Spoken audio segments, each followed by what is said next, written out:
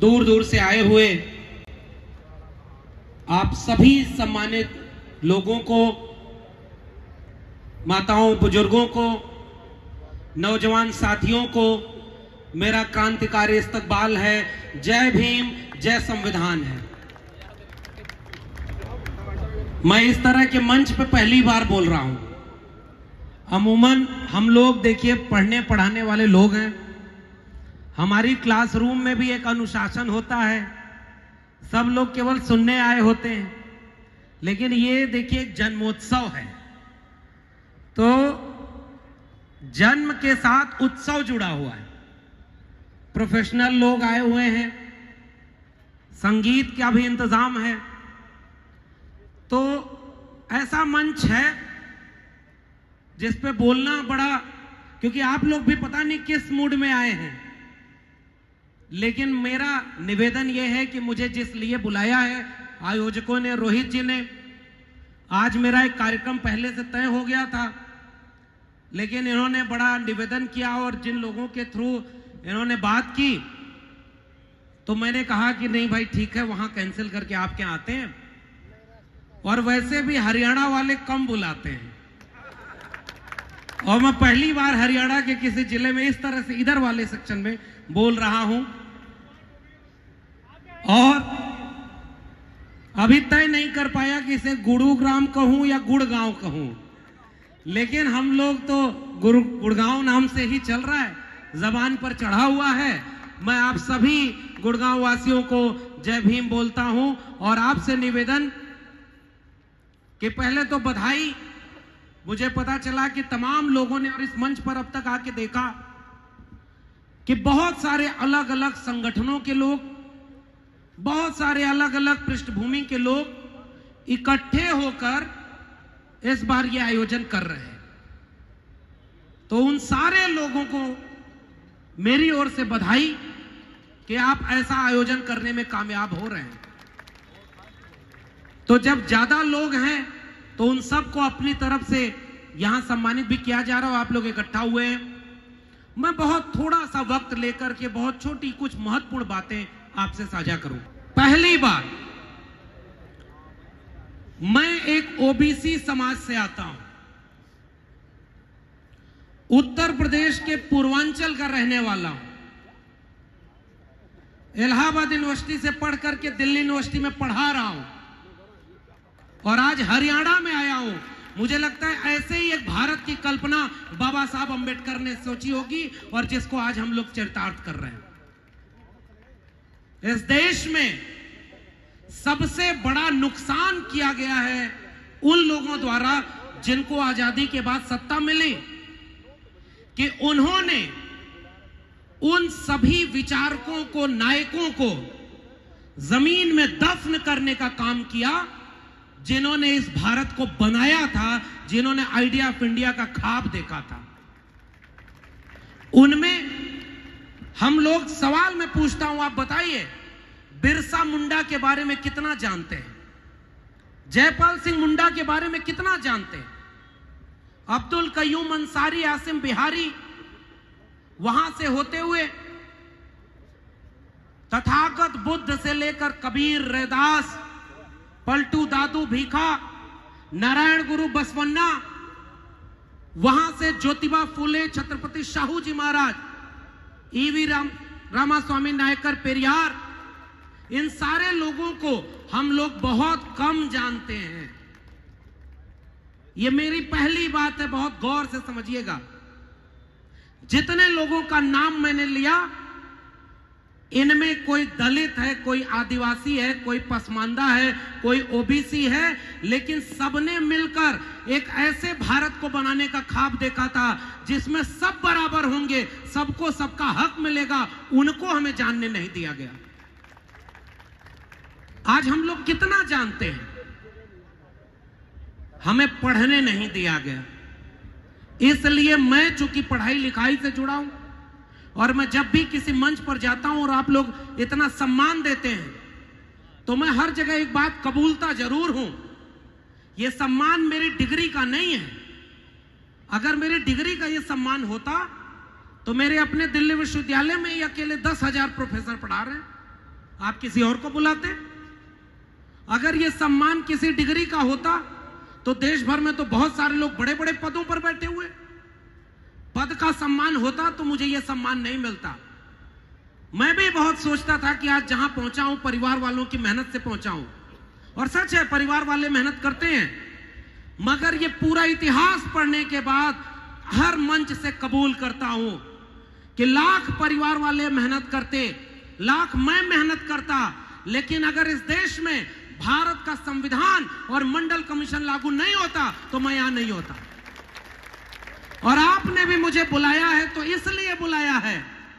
भाई अगर दिल्ली विश्वविद्यालय का प्रोफेसर बुलाना होता तो आप हमारे यहाँ के वाइस चांसलर को बुलाते कि भाई बड़ा व्यक्ति है उससे फायदा, लेकिन आपने किसे चुना जो अभी परमानेंट प्रोफेसर भी नहीं है, टेम्परेरी है, एडहॉक पर है, लेकिन आपको महसूस हुआ होगा कि वो बिरसा, फूले, अंबेडकर और पेरियार की बात करता है, इसलिए आपने मुझे आमंत्रित किया। तो ये सम्मान जो मेरा है, ये सारा सम्मान इन जैसे लोगों का है। ये ना होते तो हम ना होते, और ये नहीं बचेंगे तो हम भी नहीं बचेंगे। इसलिए पहली बात जो आपसे करने आया हूं, अपनी जड़ों को पहचानिए। जड़ों को पहचानना बहुत जरूरी है। किनकी वजह से हम हैं, उनकी वजह से क्यों हैं? क्योंकि उन्होंने संघर्ष किया था हमारी बराबरी का, हमारे शिक्षा का। डॉक्टर अंबेडकर ने सबसे महत्वपूर्ण लड़ाई कौन सी लड़ी? आत्मसम्मान की लड़ाई। ईवी रामास्वामी नायकर, पेरियार ने सबसे महत्वपूर्ण लड़ाई कौन सी लड़ी? दक्षिण भारत में थे, उन्होंने वो लड़ाई लड़ी आत्मसम्मान की। उन्होंने आंदोलन चलाया था सेल्फ डिग्निटी मूवमेंट, आत्मसम्मान आंदोलन। ज्योतिबा फूले, बाबा साहब ने अपने जीवन में 3 गुरु बनाए थे। अब एक बड़ी महत्वपूर्ण बात करने आया हूं।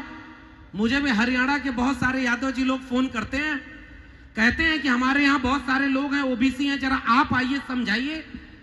तो समझेंगे, मुझे नहीं पता भाई, देखिए मेरी बात को कितना समझेंगे, लेकिन हमारी जिम्मेदारी तो है कि उनसे हाथ जोड़ के निवेदन करें कि भाई एक बात सोच के देखो, इस देश में जो अन्याय किया गया ना कि बिरसा, फुले, अंबेडकर, पेरियार को पढ़ने नहीं दिया गया, वैसे इस देश में ओबीसी को यह जानने नहीं दिया गया कि डॉक्टर अंबेडकर ने ओबीसी के लिए क्या किया था।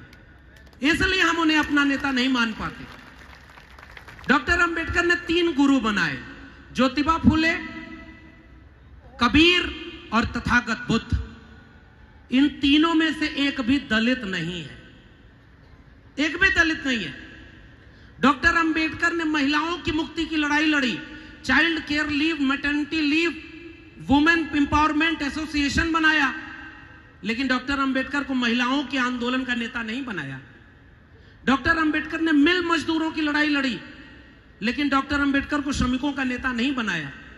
डॉक्टर अंबेडकर ने किसानों की बात की, उनके लिए तमाम प्रावधान संविधान में करवाए, उनको किसान आंदोलन का नेता नहीं माना जाता।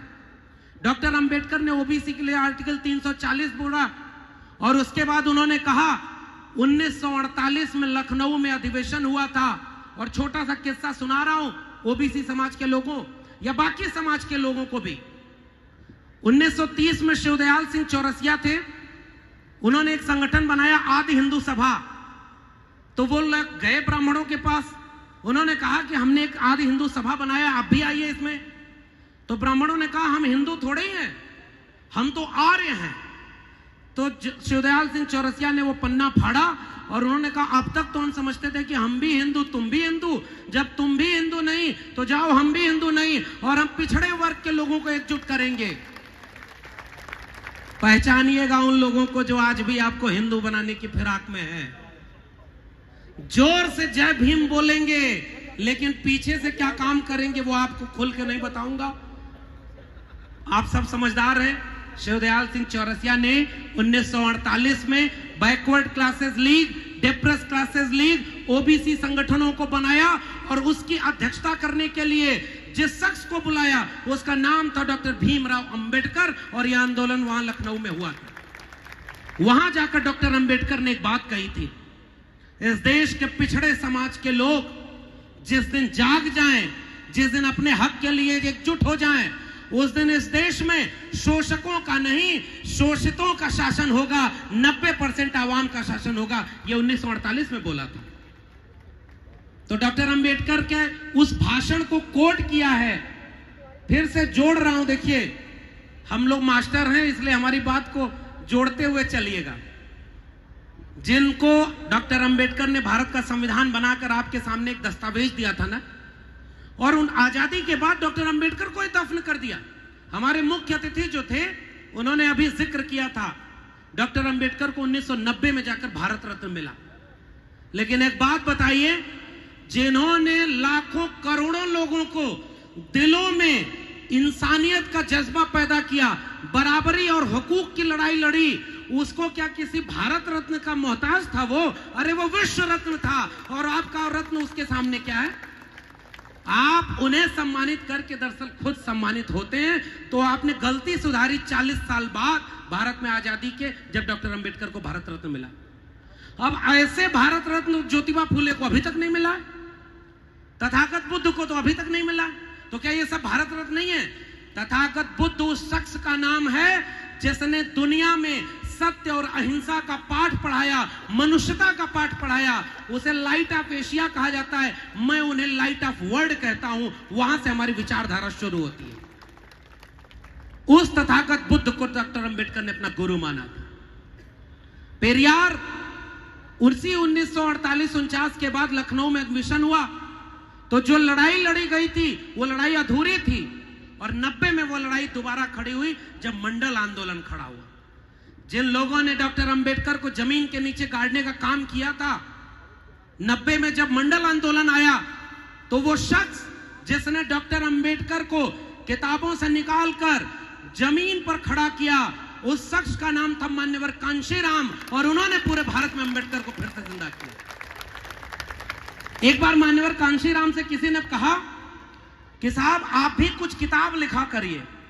तो मान्यवर साहब ने कहा, जितना लिखना था बाबा साहब लिख गए, मैं उन्होंने किताबों को जोड़ा, मैं लोगों को जोड़ूंगा और इस देश की कुर्सी पर अपने लोगों को बिठाऊंगा। मान्यवर कांशीराम का नाम लेना क्यों जरूरी है? मैं वैचारिक ईमानदारी की बात करने आया हूं। साथियों, आप जश्न मना रहे हैं, ये बहुत बड़ी बात है, लेकिन जश्न में विचार यहां से लौटिए तो लेकर जाइएगा। मान्यवर कांशीराम ने पहला संगठन बनाया, तो उसका नाम था DS4, बड़ा संगठन। और उसका नारा क्या है? बहुत जोखिम उठा रहा हूं, बाकी तो रोहित भाई समझेंगे, उन्होंने मुझे बुला लिया है, तो मैं तो अपनी बात कहूंगा। ठाकुर बाभन बनिया छोड़, बाकी सब हैं। यह नारा मान्यवर कांशीराम का दिया हुआ था। यह ईमानदारी थी वैचारिक। बाम सेप बनाया, बाम सेप में दलित, पिछड़ा, माइनॉरिटी सबको मिलाकर, तब उन्होंने कहा 85% बहुजनों, तुम्हारे इस देश के शासक बनने का वक्त आ गया है। और तब उन्होंने 85% लोगों की लड़ाई लड़ी।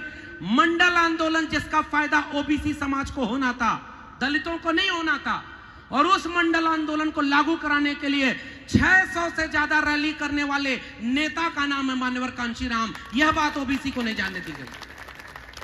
तो मेरी पहली बात साथियों यही है कि हम अपने नायकों को जान ही नहीं पाए, इसलिए ओबीसी को पता ही नहीं। और मैं भी वैसे हरियाणा के ओबीसी लोगों से बात कर रहा हूं। यहां तो जमीन भी है, ताकत भी है, सब कुछ है, तो शोषण तो जहा ही नहीं।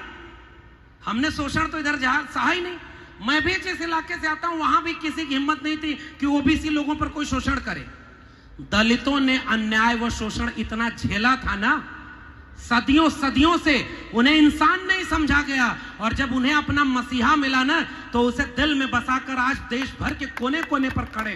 क्या मजाल कि कोई इनके हक को हकमारी कर ले? और लेकिन उन्हीं दलितों ने, डॉक्टर अंबेडकर ने, मान्यवर कांशीराम ने, ज्योतिबा फुले की बात की, वो तो ओबीसी थे, माली जाति से आते थे। छत्रपति शाहू जी महाराज ओबीसी थे। पेरियार ललई सिंह यादव, चंद्रिका प्रसाद जिज्ञासु और तमाम रामस्वरूप वर्मा से लेकर तमाम लोग ओबीसी जाति के थे, लेकिन सबने मिल करके 85% लोगों की बराबरी का ख्वाब देखा था ना। ये लड़ाई हमारी 85% वंचितों शोषितों के एक करने की। अब दूसरी बात, वो लड़ाई थी क्या? वो लड़ाई थी हक, अधिकार, आत्मसम्मान की लड़ाई। डॉक्टर अंबेडकर ने, जब उनसे कहा गया, वहां पर लंदन में पढ़ने गए थे, डॉक्टर अंबेडकर को हम लोग क्यों इतना महत्वपूर्ण मानते हैं? डॉक्टर अंबेडकर तो अपने जीवन में कोई चुनाव नहीं जीते थे अपने दम पर, यानी वो फेल पॉलिटिशियन थे, वो तो नेता अच्छे थे नहीं। डॉक्टर अंबेडकर की बात कोई नहीं मानता था, उनके समाज के लोगों को उनके खिलाफ खड़ा किया गया था। उसी समय आगरा में बहुत बड़ी रैली हुई थी जो दलित समाज के लोगों से करवाई गई थी। डॉक्टर अंबेडकर तो अकेले थे, उनकी बात कोई समझने वाला नहीं था। वो अपना हक मांगने बैठे तो देश के सबसे बड़े महात्मा अनशन पर बैठ गए कि इनके खिलाफ काम हो। लेकिन डॉक्टर अंबेडकर इसलिए आज भी जिंदा हैं क्योंकि उन्होंने अनगिनत पन्नों में आपकी मुक्ति और आजादी की बात लिख दी है और आत्मसम्मान से जीना सिखा दिया है। और हम लोग सोचते हैं कि नेता अगर फेल हो गया तो हमारा समाज सो जाएगा। तो एक अच्छे नेता नहीं थे, एक अच्छे विचारक थे, दार्शनिक थे, मुक्तिदाता थे, इसलिए आज भी किताबों और अपनी लड़ाई के साथ जिंदा हैं। आज हमें समझाया जाता है कि भाई हमारे नेता हार गए तो हम भी हार गए।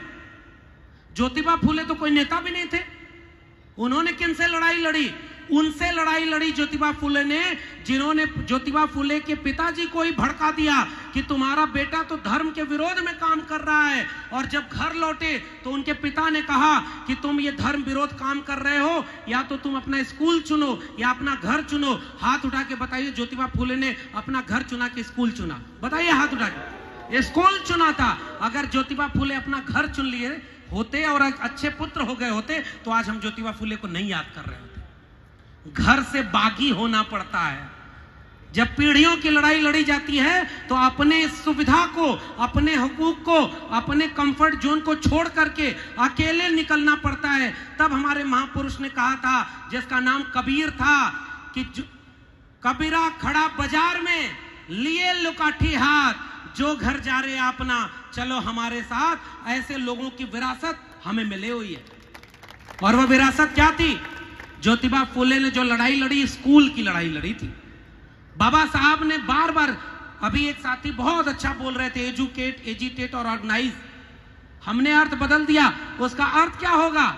एजुकेट, शिक्षित करो, संगठित करो और फिर संघर्ष करो।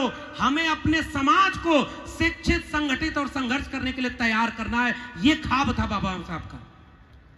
तो वो लड़ाई, आज केवल आपसे ये दूसरी बात कहने आया हूं साथियों, हमारे पूरे महापुरुषों का इतिहास हमें पढ़ाने दीजिए। ये पहली मेरी बात थी। अपने घर में जितनी भी धार्मिक किताबें हैं, अभी तो इससे ज्यादा नहीं बोलूंगा कि उसके साथ क्या करिए, वो आप समझिए, मैं उससे आगे नहीं बोलूंगा। लेकिन उन किताबों के आसपास सबसे ऊपर दो किताबों को रख दीजिए, जाति का विनाश और गुलामगिरी। नई पीढ़ियां आपकी मानसिक रूप से आजाद पैदा होंगी, गुलाम नहीं पैदा होंगी। उनको जड़ों से जोड़िए, उनको अपने महापुरुषों का किस्सा पढ़ाया करिए। 20 साल बाद हो सकता है आपके घर के बच्चे जान ही ना पाए और मूर्ति बड़ी सी बाबा साहब की लगी रहेगी। बाबा साहब ने बहुत जोखिम उठा के एक बात कही थी, मुझे मूर्तियों में मत ढूंढना, मुझे तस्वीरों में मत ढूंढना। व्यक्ति पूजा के विरोधी थे बाबा साहब। और आज आपके देश में जो लोग बाबा साहब के सपनों के भारत के खिलाफ काम कर रहे हैं, वो भी बाबा साहब की बहुत बड़ी बड़ी मूर्ति पर माला डाल करके सर झुका रहे हैं। जो दिल में तमाम नफरती लोगों, गोडसे, गोलवलकर, हेडगेवार को लिए हुए हैं, वो अंबेडकर, फुले, पेरियार के कैसे हो सकते हैं? ये मेरा सवाल है आपसे। क्या हनुमान चालीसा और डॉक्टर अंबेडकर एक साथ चल जाएगा क्या? यहां भी बहुत लोग बैठे होंगे, जय भीम बोल रहे होंगे और हाथ में मोटा सा धागा पहने होंगे। भाई देखिए, मैं कठिन बात बोल रहा हूं, अब ये मत कहिए। ये बाबा साहब का सपना नहीं था। आप यहां से जय भीम, जय मंडल बोल के निकलेंगे और कहीं धीरे से चोरी से व्रत भी रह लें, हर भगवान की पूजा भी कर लें कि बेटवा को नौकरी मिल जाए, बिटिया की शादी हो जाए, ऐसे नहीं चलेगा। ये वैचारिक लड़ाई है साथियों। मैं आपसे अपील करने आया हूं, विचारधारा में आपने समझौता किया तो आप बाबा साहब के साथ दगा कर रहे हैं। ये सबसे कठिन और महत्वपूर्ण बात कर रहा हूं। अब आप क्या, भाई ज्योतिबा फुले ने उसी समय लिखा है, बस 5-10 मिनट और लूंगा। ज्योतिबा फुले ने एक नाटक लिखा है, तृतीय रत्न। उसमें एक आदमी गया, बहुत परेशान था, तो पंडित जी के पास गया और कहा कि पंडित जी, जीवन में बहुत कष्ट है, तो उन्होंने देखा, कहा कि तुम्हारा शनि खराब है। क्या खराब है? शनि खराब है। तो कहा कैसे ठीक होगा? तो कहा कि हवन कराना पड़ेगा। तो कहा कितना खर्चा आएगा? तो उसने कहा कि 10,000 रुपया खर्चा आएगा। तो आदमी बोला कि इतना पैसा तो नहीं है हमारे पास। तो फिर बोला कि चलो अच्छा तुम्हारे लिए 50% डिस्काउंट, 5,000 में तुम्हारा हवन कर देंगे। उन्होंने कहा कि नहीं भाई इतना पैसा भी नहीं है। तो आखिर में पंडित जी ने बोला कि अच्छा 100 रुपया दे दो, 1 हफ्ते के लिए शनि ग्रह को ठीक कर दूंगा, जब पैसा हो जाए तो बड़ी वाली हवन करा लेना। वो आदमी खड़ा होकर के जेब खोल कर दिखाया कि हमारी जेब में एक भी फूटी कौड़ी नहीं। पंडित नाराज होकर खड़ा होकर बोला कि जब तेरी जेब में एक फूटी कौड़ी नहीं तो जा बच्चा, शनि तेरा कुछ नहीं बिगाड़ सकता। हमारे महापुरुषों ने तर्क, विवेक और वैज्ञानिकता की बात की थी। ये मेरा दूसरा आवेदन, दूसरा निवेदन आपसे है, यही कहने में आपके बीच में आया हूं। हमारी पीढ़ियों को धर्म के नाम पर मानसिक गुलाम पैदा किया जा रहा है। हमारे तथागत बुद्ध, अंबेडकर, फूले पेरियार, किसी ने कभी मंदिर की लड़ाई नहीं लड़ी थी। उन्होंने स्कूल, कॉलेज और विश्वविद्यालय की लड़ाई लड़ी थी, और हमें देवालय के नाम पर भटकाया जा रहा है। यह हमारे सामने सबसे बड़ा खतरा है। यह दूसरी बात मेरी महत्वपूर्ण है, और वो खतरा कैसे है आपको बस बता दे रहा हूं। इस देश में जितने सरकारी स्कूल हैं उनमें किनके घरों के बच्चे पढ़ते? 99% तो हमारे आपके घरों के बच्चे पढ़ते। इस देश के दलित, पिछड़े, आदिवासी, किसान, कामगार, मजदूर, उन्हीं के बच्चे स्कूल, प्राइमरी स्कूल में जा रहे हैं, जहां ना मास्टर है ना यहाँ पढ़ाने को बिल्डिंग है। और जिसके जेब में पैसा और जो सांस्कृतिक रूप से बहुत ताकतवर है, उसके बच्चे अशोका, गलगोटिया, एमटी में पढ़ते हैं, विदेश पढ़ने जा रहे हैं। और उन सरकारी स्कूलों, सरकारी विश्वविद्यालयों को बर्बाद किया जा रहा है, और नई शिक्षा नीति इस देश में लागू कर दी गई। हमें तो पता ही नहीं साहब।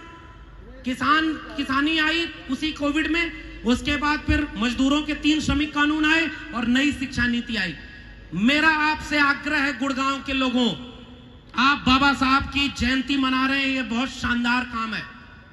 आप हर साल मनाइएगा, हर महापुरुष की जयंती मनाइएगा, ऐसे ही एकजुट रहिएगा। लेकिन मेरी एक अपील, जरूर घर जाकर विचार करिएगा कि अगर आपने यह नहीं सोचा कि अगर बाबा साहब आज होते तो वो कौन सी लड़ाई लड़ रहे होते, और अगर वो लड़ाई आप नहीं लड़ रहे हैं तो हम और आप बाबा साहब के सच्चे वारिस नहीं हैं, हम सब झूठ बोल रहे हैं। बाबा साहब आज होते तो शिक्षा बचाने की लड़ाई लड़ रहे होते। इसलिए आपसे केवल अपील, एक आदमी खजूर के पेड़ पर चढ़ गया, ऊपर से देखा, डर लगी, तो कहा कि हनुमान जी अगर सही सलामत नीचे उतर गया तो 1 किलो लड्डू चढ़ाऊंगा। थोड़ा देर नीचे उतरा, उसके बाद कहा कि हनुमान जी बड़ी गरीबी है, कोविड में नौकरी चली गई, घर में पैसा नहीं है, आधा किलो लड्डू चढ़ाऊंगा, उतने में ही मान जाइएगा।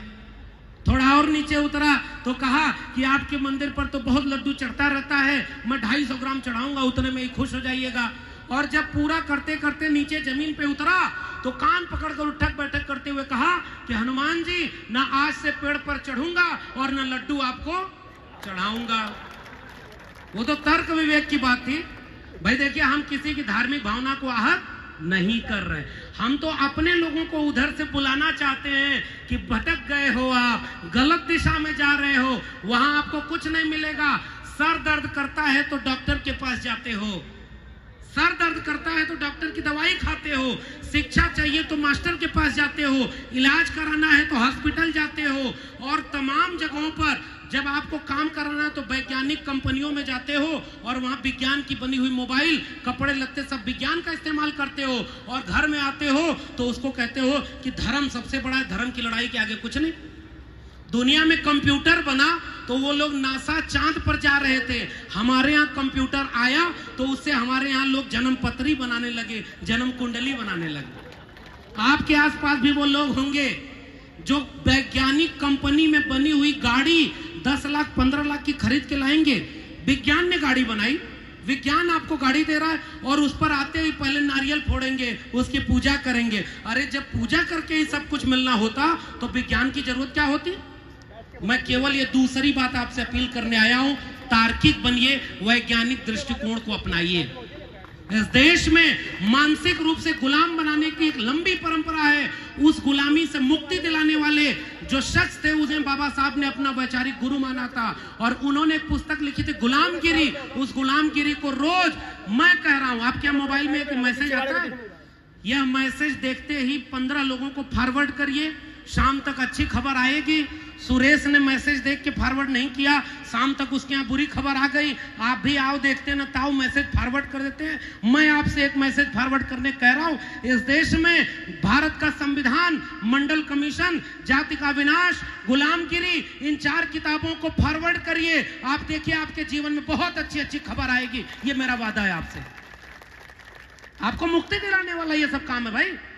बाबा साहब होते तो वो ये देखकर खुश नहीं होते कि 90% वंचितों के लिए उन्होंने बड़ी मुश्किल से ये लड़ाई लड़ी। हम कुम्हार, लुहार, बढ़ई, नाई, मोची, मल्ला, निषाद, कुर्मी, कोयरी, अहिर, गड़िया, तमाम जातियां, तमाम वाल्मीकि समाज, मोची समाज, जीवन भर हमारे पुरखे इस हाथ से श्रम करके इस दुनिया को रहने लायक बनाए। हमने मेहनत की है तब ये दुनिया रहने लायक बनी। 90% हम लोग हैं। और इसी को हमारे यहाँ कहा गया कि सन सोपा ने बाधी गांठ, पिछड़ा पावे 100 में 60। ओबीसी समाज के लोगों, आपसे ये निवेदन, आप तो कहते हो कि हम तो क्षत्रिय, शूद्र नहीं है। ये कठिन सवाल है ना। अगर आप शूद्र नहीं है तो आप ब्राह्मण में है कि क्षत्रिय में है कि जो है वैश्य में है? नहीं है। फिर आप कहते हैं नहीं हमारे यहाँ जमीन है बहुत ज्यादा, हमारे यहाँ तो राजवंश रहा है। चलो भाई, राजवंश रहा है तो मैं आपसे पूछ रहा हूं, अगर आप शूद्र नहीं हो तो बताओ, इस देश भर के 45 केंद्रीय विश्वविद्यालयों में 2019 तक ओबीसी के प्रोफेसर जीरो क्यों थे? क्यों थे जीरो? मैं आपसे यही अपील करने आया हूं ओबीसी के लोगों, डॉक्टर राम मनोहर लोहिया को पढ़िए।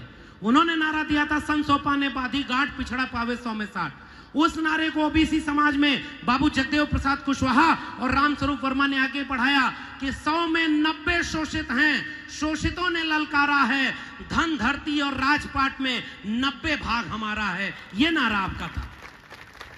अब एक बात बताओ, अगर डॉक्टर अंबेडकर केवल दलितों के नेता होते तो ओबीसी के लिए कोई काम करते? और अगर जगदेव प्रसाद और रामस्वरूप वर्मा केवल ओबीसी के नेता होते तो 90% की बात क्यों करते? अरे हमारे महापुरुष जितने थे वो सब समझ गए थे कि 90% आवाम का दर्द एक है। सब जाति के नाम पर शोषण हुआ है पिछड़े समाज के लोगों। आपसे भी पूछ रहा हूं, बताओ कितने यादव, मैं भी यादव हूं इसलिए गुड़गांव में हूं तो यादवों को संबोधित कर रहा हूं। रहा होगा आपका राजवंश, बहुत ताकतवर रहे होगे। बताओ आज तक सुप्रीम कोर्ट के जज कितने यादव बने, कितने वाइस चांसलर यादव हैं, कितने डॉक्टर यादव हैं, कितने इंजीनियर यादव हैं, और कितने उद्योगपति यादव हैं जो इस देश का पैसा लूट कर विदेश भाग गए? आप तो हैं ही नहीं उसमें। जब आप कहीं हैं ही नहीं और आपके पास थोड़ा सा है तो आइए अपने साथ वालों के साथ गले में गले डाल करके 90% लोगों की एकजुटता का संकल्प लिया जाए। यही लड़ाई है। तो बाबू जगदेव प्रसाद ने कहा कि 10 का शासन 90 पर नहीं चलेगा, नहीं चलेगा। त्रिवेणी संघ बना था बिहार में 1930 में, और 1940, 50, 60 में आकर के उत्तर प्रदेश में अर्जक संघ बना। ओबीसी समाज के लोगों घर जाकर पढ़िएगा इसके बारे में। उन्होंने कहा कि पुनर्जन्म और भाग्यवाद, पुनर्जन्म और भाग्यवाद, इनसे निकला ब्राह्मणवाद। ब्राह्मणवाद की क्या पहचान, गिटपिट बोले करे न काम। मानववाद की क्या पहचान, ब्राह्मण भंगी एक समान। वो नारा था उनका। जो जमीन को जोते बोए वो जमीन का मालिक होए, राष्ट्रपति हो या भंगी की संतान, सबको शिक्षा एक समान। शिक्षा पर जो खर्चा हो बजट का 10वां हिस्सा हो, सबको शिक्षा सबको काम, वरना होगी नींद हराम। सबको शिक्षा दे न सके जो, वो सरकार निकम्मी है। जो सरकार निकम्मी है वो सरकार। हमारी लड़ाई शिक्षा की लड़ाई है। यही मेरी दूसरी अपील है आपसे। एक रोटी कम खाइएगा, एक कपड़ा कम पहनिएगा, घर में चूना न लगवाइए चलेगा। अपने बच्चों को हाथ में किताब और कलम दे करके पढ़ने जरूर भेजिएगा। आपकी पीढ़ियां मुक्त न हो जाएं तो कहिए। आज आपकी लड़ाई शिक्षा की लड़ाई। मैं विश्वविद्यालय में पढ़ाता हूं और मैं जानता हूं साथियों, हमारे लोगों को इस देश में इस समय दंगाई बनाया जा रहा है।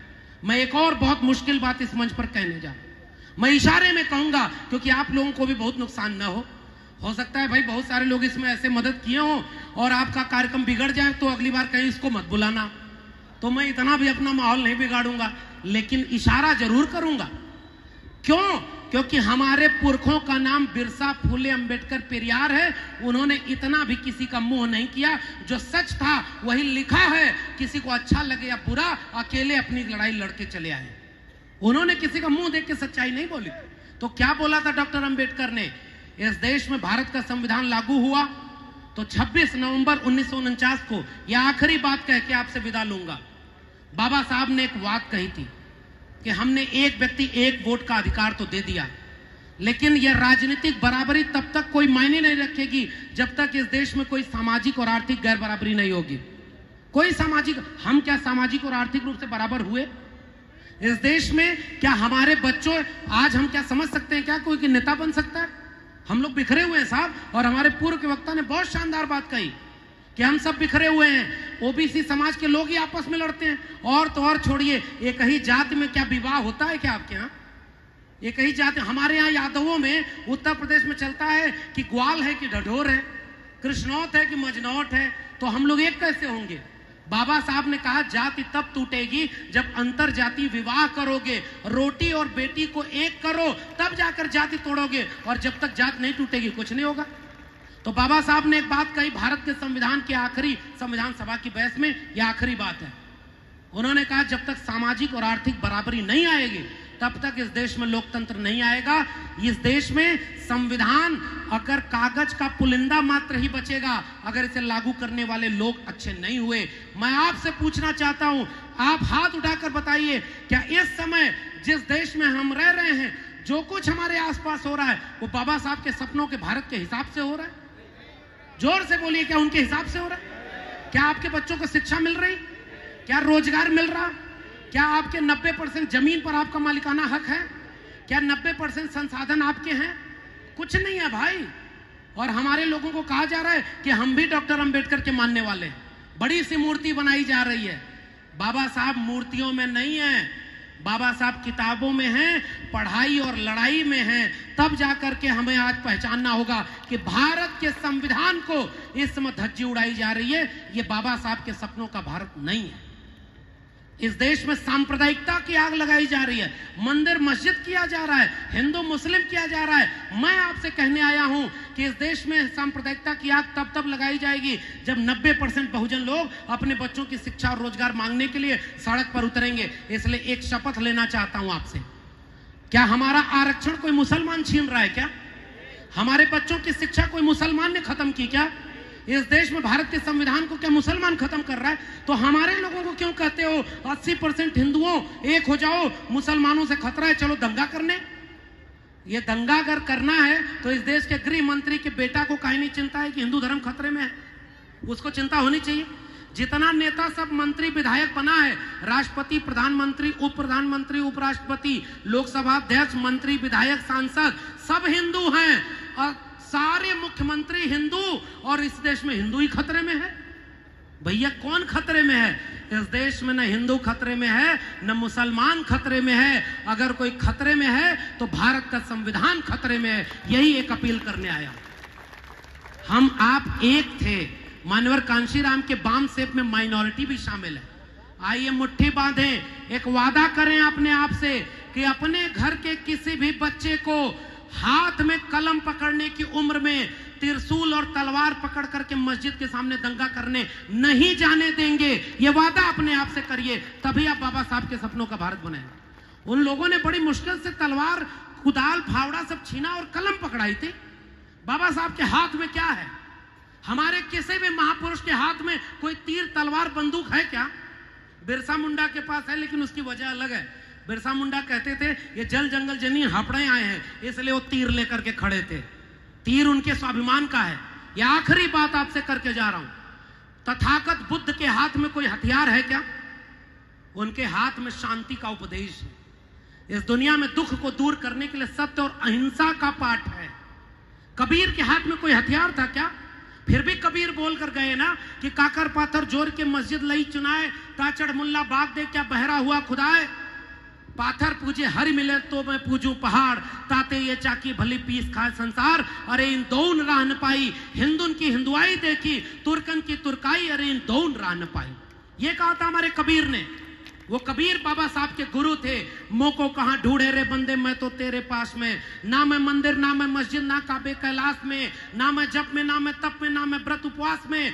खोजी हो तो तुरते मिलियो पल भर की तलाश में। कहे कबीर सुनो भाई साधो, सब श्वासों की श्वास में। वो मसीहा हमारा कबीर था, उनके हाथ में कोई तलवार नहीं थी ना। रविदास हमारे समाज से आते थे। मैं जब हमारे कह रहा हूं तो 90% लोगों की बात कर।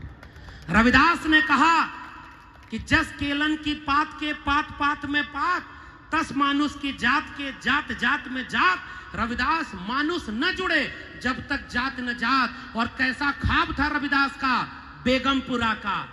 बेगमपुरा का ख्वाब देखा था रविदास ने। ऐसा चाहूं राज में जहां मिले सबन को अन्न, छोट बड़ो सब सम बसे, रविदास रहे प्रसन्न। वो ख्वाब देखा था बाबा साहब के उस गुरु और परंपरा के लोगों ने। उनके भी हाथ में कोई तीर तलवार थी क्या? पेरियार रामास्वामी नायकर ने दक्षिण भारत में कहा था ईश्वर नहीं है। अब इसके आगे नहीं बोलूंगा, नहीं तो आयोजकों को दिक्कत हो जाएगी, गूगल करके पढ़ लीजिएगा। पेरियार की जमीन पर खड़ा होकर के बोलने का हिम्मत हमें है। आप देखिए कि आप ख्याल है कि नहीं, उत्तर प्रदेश और बिहार में तो सरकार भी बनी ना, बहुजन लोगों की सरकार बनी ना। लेकिन वो फिर ईमानदारी से कह रहा हूं, एक हाथ में लोहिया के वारिसों ने परशुराम का फरसा पकड़ लिया और कांशीराम के वारिसों ने बहुजन को सर्वजन कर दिया। विचारधारा से समझौता करके क्या आप उनसे लड़ पाएंगे क्या? ये समझौता है कि नहीं? शोषक और शोषित एक साथ रह सकते हैं क्या? शोषक और शोषित एक साथ रह पाएंगे? आपने समझौता किया है साहब, इसलिए कांशीराम और लोहिया की लड़ाई अधूरी है। अपील आपसे है, तथागत बुद्ध, फूले अंबेडकर, पेरियार, छत्रपति शाहू जी महाराज, अब्दुल कयूम अंसारी, आसिम बिहारी, ये नाम इसलिए पढ़ रहा हूं, घर जाके गूगल करके पढ़िएगा, अपने बच्चों को पढ़वाइएगा। बिरसा मुंडा, जयपाल सिंह मुंडा, डॉक्टर लोहिया, डॉक्टर अंबेडकर, मंडल और कांशीराम, ये हमारी विरासत है जिसमें हिंसा कहीं भी नहीं है। किताब और कलम की बात कही गई है। आज के दौर में अगर आप वाकई बाबा साहब को जीना चाहते हैं तो अपने बच्चों के हाथ से तीर तलवार कभी मत पड़ने दीजिएगा। कलम पकड़ करके उनको स्कूल भेजिएगा, वहीं से मुक्ति है। मंदिर में इलाज होता तो आप अपने बच्चों को, वो सारे लोग तो मंदिर से आगे बढ़ गए होते। नोटबंदी हुई थी, एक आदमी गया और पुरानी वाली 500 1000 की नोट लेकर के मंदिर में चढ़ावा चढ़ाने लगा। अचानक सामने बैठा एक आदमी कहा, अरे ये कैसे दे रहे हो? तो कहा क्यों? भगवान को चढ़ावा चढ़ा रहे हैं। तो कहा ये नोट तो बंद हो गई। कहा भगवान को कहां पता? कहा नोट भगवान के पास थोड़े जाती है, जिसको पता होना चाहिए उसको पता है। फिर से कठिन बात कर दिया हूं, इससे ज्यादा नहीं बोलूंगा। रोहित भाई ने इशारा किया था। मैं कह रहा हूं कि मंदिर के खिलाफ थोड़े ही हमें जाना है। अरे भाई, अगर आप धार्मिक हो तो आपको आपका धर्म मुबारक। हम आपके मंदिर के खिलाफ कभी भी लड़ाई लड़ने नहीं जाएंगे कि मस्जिद गिरा दो, मंदिर गिरा दो। हम केवल एक लड़ाई लड़ेंगे। इस देश में शौचालय के नाम पर वोट मांगा गया, देवालय के नाम पर वोट मांगा जा रहा है। बिरसा, फुले, अंबेडकर, पेरियार होते तो स्कूल, कॉलेज और विश्वविद्यालय की बात करते। मैं केवल आपसे अपील करने आया हूं, मंदिर जाने की जरूरत ही नहीं है। आप अपने बच्चों को स्कूल भेजिए, विद्यालय में भेजिए, और केवल इसलिए कि पहले बचा लीजिए वो स्कूल और विद्यालय। अगर सारे स्कूल और विद्यालय बर्बाद हो जाएंगे तो हर मोड़ पर एक देवालय खुल जाएगा। वहां सरदर्द का इलाज तो होता ही नहीं, मन की गुलामी को कैसे दूर करेंगे? चुटकुला सुना के अपनी बात खत्म करूंगा। एक आदमी टोपी बेचा करता था और जंगल में जा रहा था, पेड़ के नीचे थक गया तो आराम करने लगा। तो ऊपर सारे बंदर थे, बंदर टोपी उठा के पहन लिए सारी उसकी। अब वो जागा तो उसने कहा कि भाई टोपी हमारी दे दो, बंदर नहीं दे रहे। फिर वो आदमी क्या किया? दिमाग लगाया, अपने सर पर एक टोपी पहनी, बंदरों को दिखाया और टोपी उतारकर जोर से जमीन पर पटक दिया। उसके नकलची सारे बंदर अपने अपने सर की टोपी उतारकर जमीन पर पटकते चले गए और सारी टोपी बटोर कर वो चला गया। बंदर देखते रह गए। हमारे सर पे एक मानसिक गुलामी की टोपी पहनाई गई है। आइए अपनी अपनी टोपी उतारकर जमीन पर फेंकें, तर्क, विवेक, वैज्ञानिकता, इंसानियत की बात करें। धर्म मजहब की लड़ाई के सामने डॉक्टर अंबेडकर इंसान बनने की सीख गए थे। सब बराबर हैं, सब एक जैसे हैं। 90% लोगों की बात तो हम केवल इसलिए करते हैं। ईडब्ल्यूएस आरक्षण आ गया ना, कौन सा आरक्षण है? ईडब्ल्यूएस। उसको हम लोगों के यहाँ कहा जाता है सुदामा कोटा। सुदामा कोटा मतलब समझते हैं? अब उसके आगे नहीं बोलूंगा। तो 15% आबादी उनकी 1931 की जात जनगणना में थी। हमारी आबादी 15% दलित, 7.5% आदिवासी और मंडल कमीशन कहता है 52% ओबीसी हैं। तो ये 85% लोग हो गए। 15% लोगों को 10% अगर आरक्षण दे दिया है तो हम कह रहे हैं 5% आरक्षण और उनको दे दो, बाकी जो 85% है वो हमें दे दो, हम सबको 100% आरक्षण दे दो, कोई आरक्षण को गाली नहीं देगा। फिर यही तो बाबा साहब की लड़ाई थी, धन धरती और राजपाट। लेटरल एंट्री हो रही है, जानते हैं लेटरल एंट्री? इस देश में सबसे बड़ी परीक्षा थी आईएएस बनने की परीक्षा। आईएएस बनने की परीक्षा देश चलाते हैं ना, हमारे साथ भी एक अधिकारी महोदय आए थे। लेटरल एंट्री आ गई, संविधान खत्म, आरक्षण खत्म, क्योंकि बिना इंटरव्यू बिना परीक्षा के अपने लोगों को भरा जा रहा है। आखिरी सवाल है, 340 लोग पिछले 3 साल में लेटरल एंट्री में ज्वाइंट सेक्रेटरी बन गए हैं जो देश चलाते हैं। मान्यवर कांशीराम कहते थे ना, वोट से लेंगे पीएम सीएम, आरक्षण से एसपीडीएम। तो आपके जो एसपीडीएम थे वो लेटरल एंट्री से बन रहे हैं। हिंदू राष्ट्र बनाने वाले लोगों से एक सवाल है, 340 लेटरल एंट्री में एक भी दलित, पिछड़ा, आदिवासी क्यों नहीं है, अगर वो भी हिंदू है तो? इसलिए आपकी नौकरी खत्म, आपका आरक्षण खत्म, आपका संविधान खत्म। बाबा साहब के जन्मोत्सव पे मुझे आमंत्रित किया रोहित भाई और उनकी पूरी टीम ने, आपने इतना सम्मान दिया, मैं ये सारा सम्मान बाबा साहब को अर्पित करते हुए एक ही वादा लेना चाहता हूं कि इस देश में शिक्षा, रोजगार बचाने की लड़ाई, अपने स्वाभिमान की लड़ाई और स्कूल विश्वविद्यालय बचाने की लड़ाई लड़ेंगे, तभी यह देश बचेगा, बाबा साहब के सपनों का भारत बनेगा। जय भीम, जय मंडल, संविधान जिंदाबाद, इंकलाब जिंदाबाद, उल गुलाम जिंदाबाद।